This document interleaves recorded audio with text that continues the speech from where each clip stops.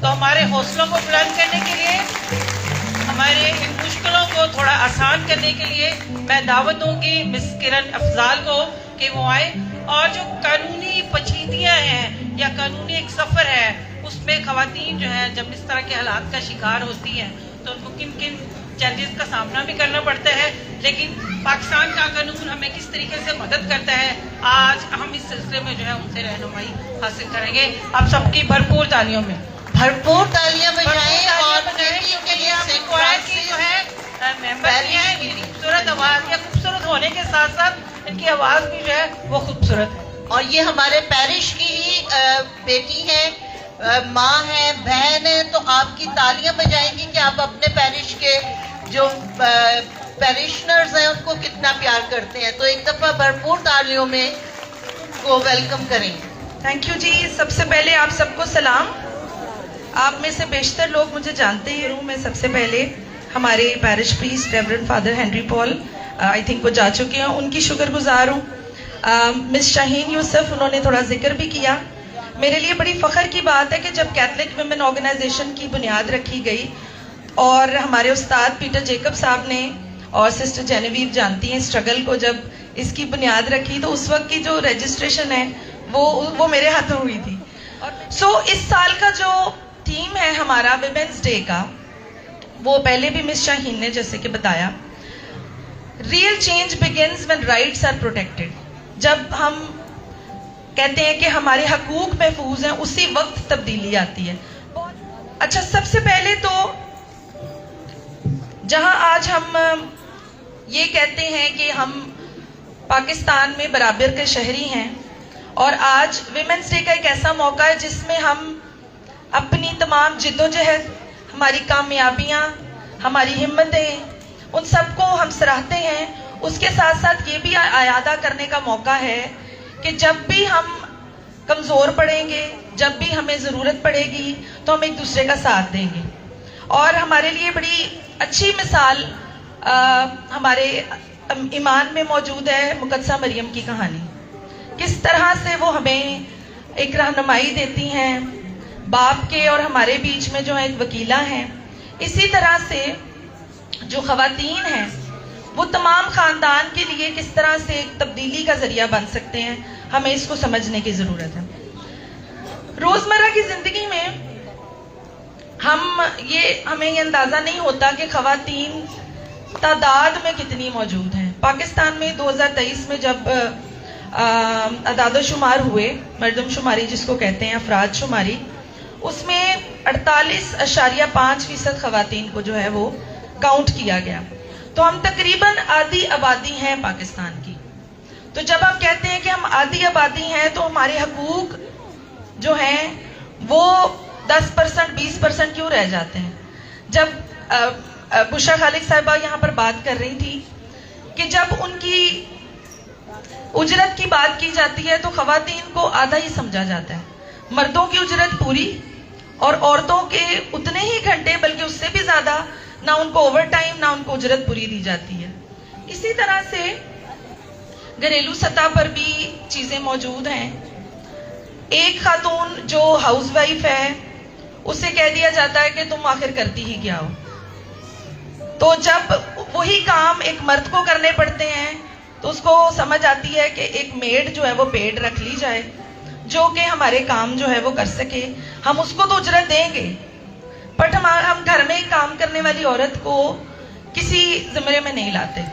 اور اگر وہ عورت اپنے ساتھ جو ہے وہ کوئی ہنر رکھتی ہے، کوئی جاب کرتی ہے، جس طرح سے ہم نے پہلے ایک پلے میں بھی دیکھا، ایک جو پرفارمنس ہوئی ہے بچوں کی، کہ کس طرح سے پاکستان میں خواتین مختلف شعبوں میں موجود ہیں اور ان کا کتنا نمایاں کردار ہے، چاہے وہ کمیونٹی کی سطح پر ہو، خاص طور پر میڈیکل کی فیلڈ میں ہم بہت سی خواتین کو اور مسیحی بچیوں کو دیکھتے ہیں، ایک نمایاں شعبہ ہے۔ اس کے ساتھ ساتھ اب ٹیچرز ہیں، اب ہماری مسیحی جو ہیں وہ خواتین وکلا بھی ہیں، اس کے ساتھ ساتھ سیاست میں نمایاں کردار جو ہے وہ ادا کر رہی ہیں ہماری خواتین۔ تو ہمیں قانون جہاں برابری کا شہری ہونے کا حق دیتا ہے، کیا ہم خود کو برابر محسوس کرتے ہیں؟ یہ بھی ایک سوال ہے۔ آج میں خاص طور پر بھی اس پہ بات کرنا چاہوں گی کہ ایک انفرادی طور پر گھریلو سطح پر ہمیں کتنے معاملات جو ہیں ہمیں فیس کرنے پڑتے ہیں. خاص طور پر جب کوئی قانونی پیچیدگی آتی ہے تو عورت 2 قدم پیچھے ہو جاتی ہے. وہ کہتی ہے کہ میں رپورٹ کیوں کروں. جب وہ کہتی ہے کہ میں رپورٹ کیوں کروں تو اس میں اس کے دل میں وہ خدشات، وہ ڈر، وہ خوف ہوتا ہے کہ میں ایک معاشرے کو کیسے فیس کروں گی. ہمارے معاشرے نے یہ جو ہے وہ معیارات سیٹ کر دی ہیں کہ ایک عورت تھانے نہیں جا سکتی، ایک عورت کچہری نہیں جا سکتی. یہ ایک معیوب بات ہے. ایک عورت محلے میں اٹھنے والی کوئی بھی نا انصافی، اپنے گھر میں پیش آنے والی کوئی بھی ایسا واقعہ، چاہے وہ ہراسانی کا ہو، چاہے وہ گھریلو تشدد کا ہو، چاہے وہ اس سے بھی بڑا معاملہ، اکثر لڑائی جھگڑے میں پیش آنے والے قتل تک کے معاملات پہنچ جاتے ہیں، اس میں عورتیں سامنے کیوں نہیں آتی. سب سے بڑا جو اس میں کردار ہے وہ ہماری پولیس کا بھی ہے. ہم پولیس سے اس قدر خوف زدہ ہیں کہ ہم معاملات کو رپورٹ ہی کرنا نہیں جانتے اور نہ چاہتے ہیں. عورتیں تو عورتیں، مرد بھی کہتے ہیں کہ ہم پولیس کو کیوں فیس کریں، ہمارا کل کو نام آ جائے گا، ہمیں اس چیز میں جو ہے وہ انوالو کر لیا جائے گا، اور کل کو جب تھانے کچہری کے معاملات ہوں گے تو ہم بطور گواہ بھی کیوں کسی معاملے میں انوالو ہوں.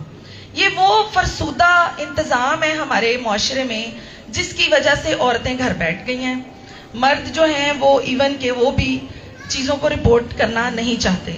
لیکن آج میں آپ کو اس بات کی ہمت دلانا چاہتی ہوں کہ آپ کے ارد گرد ہونے والے تمام وہ معاملات جو کہ آپ کو محسوس ہوتا ہے کہ یہ ہمارے حقوق کو سلب کر رہے ہیں، چاہے وہ آپ کا شوہر کر رہا ہے، چاہے وہ آپ کا بیٹا کر رہا ہے، چاہے وہ آپ کے رشتہ دار کر رہے ہیں.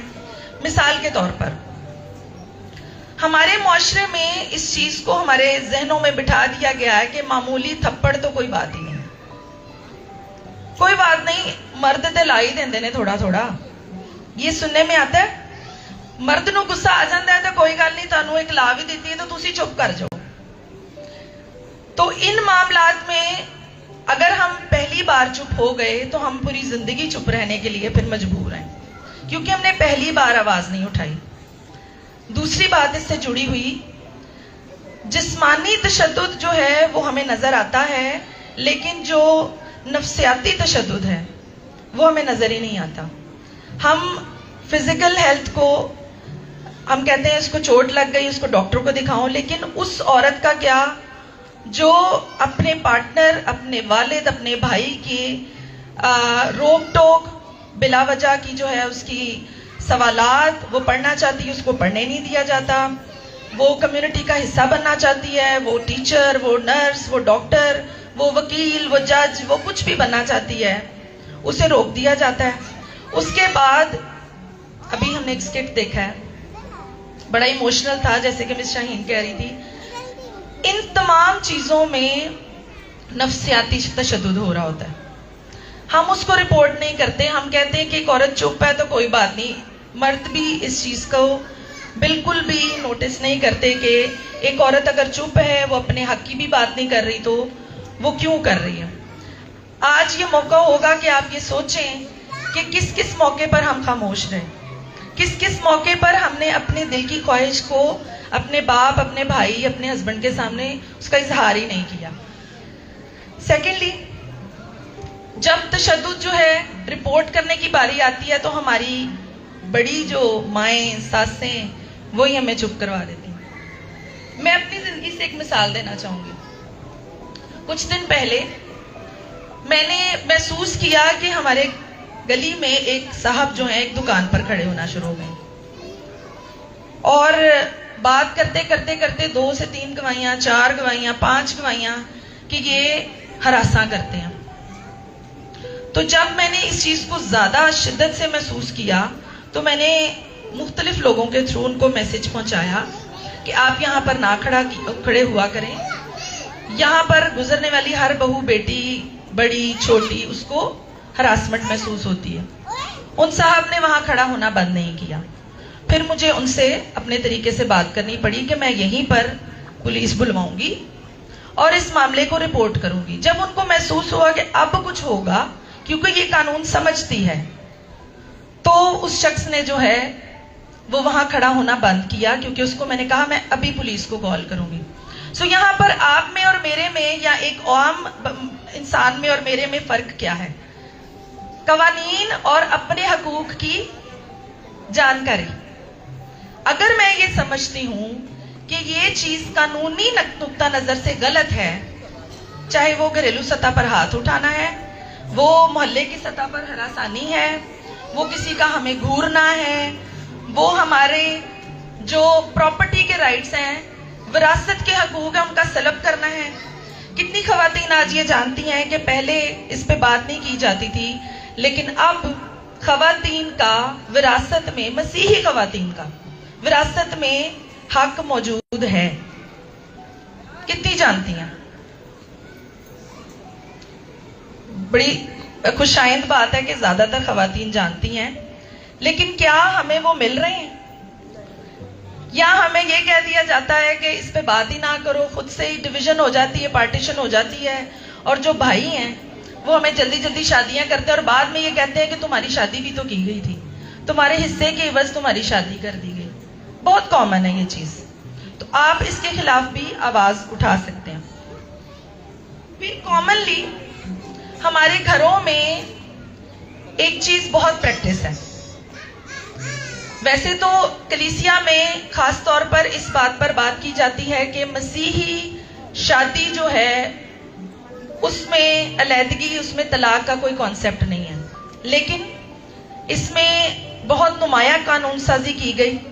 اور پہلے جو قانون بنا کرسچن ڈیورس ایکٹ, اس کے مطابق صرف زناکاری ایک ایسا جو ہے وہ الزام تھا جس کے تحت مسیحی شادی جو ہے وہ ختم ہو سکتی تھی.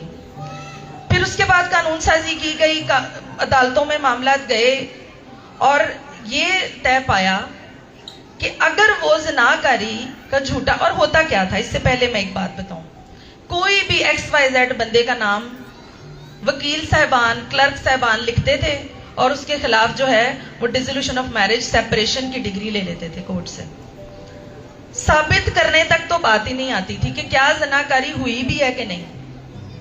پھر اس پہ جو ہے وہ قانون سازی ہوئی, امینڈمنٹ ہوئی قانون میں, اور یہ طے پایا کہ اب مار پٹائی ایک ایسی چیز ہے جس کے بیس پر کوئی بھی مسیحی مرد یا خواتین اپنی شادی کو, اگر وہ اس رشتے میں نہیں رہ پا رہے, ان کو لگ رہا ہے کہ بہت زیادہ تشدد بڑھ گیا ہے, تو وہ اپنی شادی ختم کر سکتے ہیں. لیکن کامنلی جب ہم کمیونٹیز میں جاتے ہیں, کلیسیا سے بات کرتے ہیں, مجھے اکثر لوگ فون کر کے پوچھتے ہیں کہ جی سٹامپ پیپر تے ساڈی شادی ختم ہو گئی ہے, ہن میں دوجی شادی کرن لگی ہاں یا لگا ہاں. سو ہمیں آج یہ کلیئرٹی کرنے کی ضرورت ہے کہ مسیحی شادی سٹامپ پیپر پہ ختم نہیں ہوتی, وہ شادی انٹیکٹ رہتی ہے چرچ کی بنیاد پر, قانون کی نظر میں. تو آپ کو صرف اور صرف اگر کوئی ایسے معاملات ہیں جس میں آپ سمجھتے ہیں کہ یہ شادی نہیں چل سکتی, تو آپ صرف اور صرف قانونی طریقہ اپنائیں گے جو کہ عدالت سے, فیملی عدالت سے ڈگری کی صورت میں ملتا ہے. پھر آ جاتی ہے بچوں کے حقوق کی بات.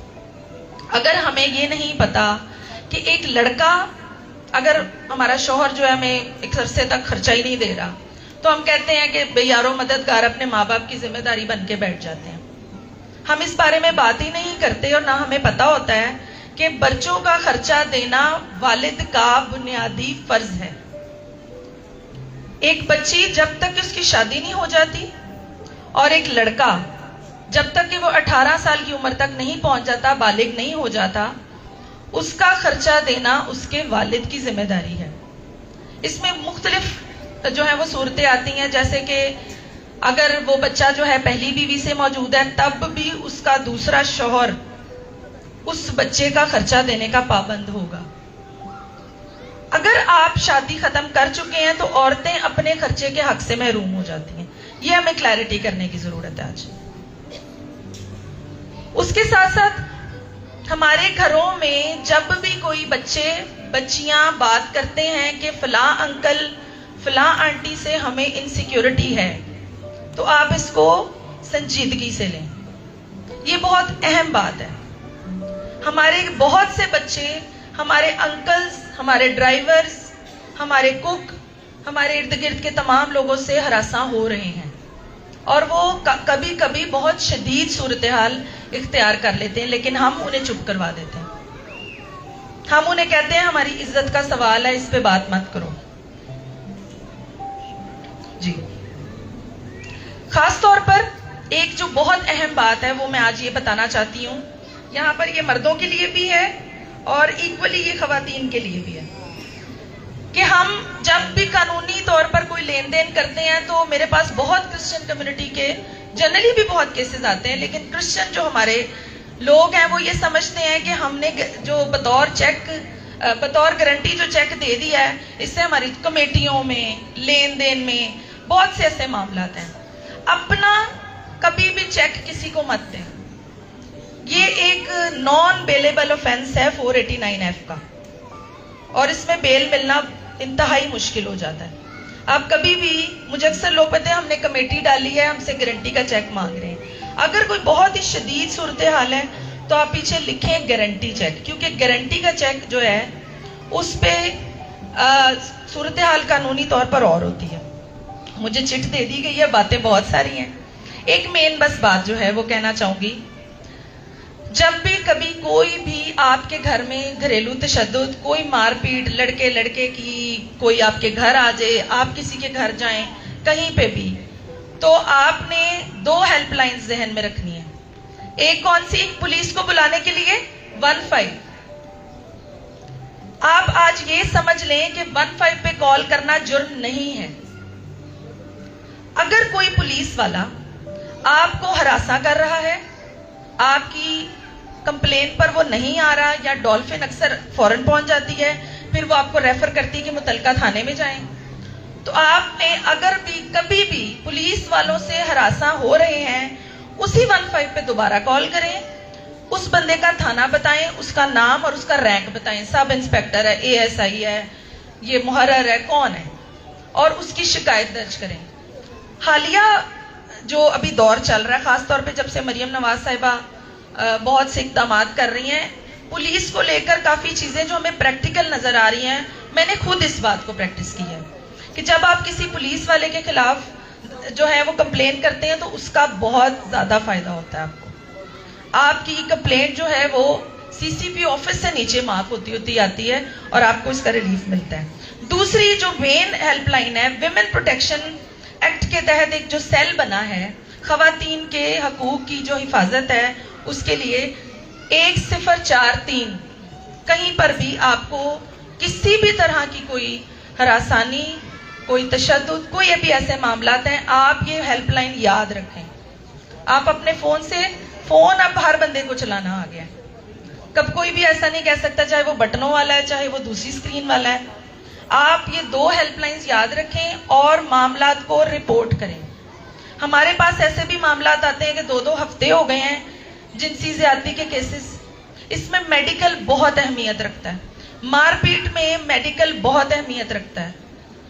کچھ گھنٹے کا وقت ہوتا ہے جس میں آپ کا میڈیکل ہو جائے تو آپ کا کیس مضبوط ہے. کس نے کیس نمبر 9 دیکھا ہے؟ کس نے دیکھا ہے؟ کیا سیکھا ہے اس میں ہم نے؟ وہ جو جنسی زیادتی کا کیس ہے وہ 1 ہفتے بعد رپورٹ ہوتا ہے.